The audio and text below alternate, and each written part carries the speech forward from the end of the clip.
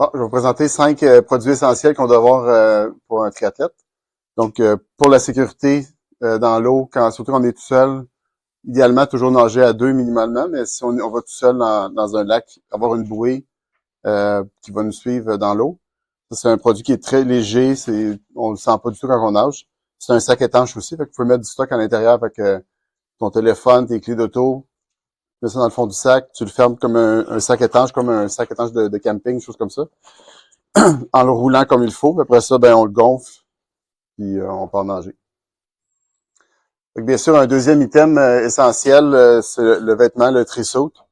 Il y a différentes variétés, il y a des trisuits de plus haute gamme, très aérodynamiques. Il y en a d'autres qui sont plus standards, en lycra.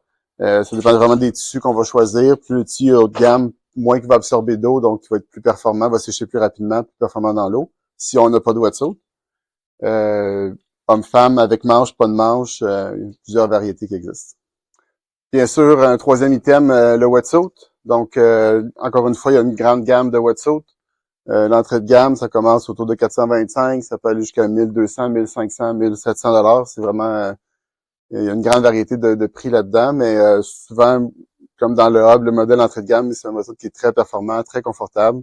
La grosse différence, c'est qu'il n'y a pas les aides à la natation que les modèles haut de gamme ont, mais qui vont vous protéger du froid, puis vous allez être très à l'aise de nager avec ça. Un autre item qui est important d'avoir, je pense qu'il est essentiel pour protéger vos vêtements de tri, c'est on appelle ça un racing belt ou une ceinture de course.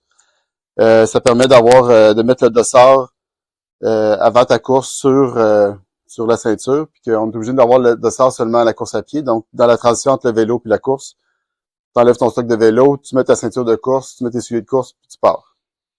Donc, un autre produit essentiel à avoir, bien sûr, c'est les lunettes de natation. Il y a une grande variété de modèles aussi. Des lunettes qui sont plus compétition, que les nageurs de compétition utilisent, sont vraiment très petites, qui rentrent plus dans l'œil. Il y a des modèles beaucoup plus confortables pour les nageurs, les nouveaux nageurs, comme par exemple la Swans Ascender, c'est une autre marque qu'on vend bien ici. Là. C'est un modèle qu'on vend vraiment beaucoup.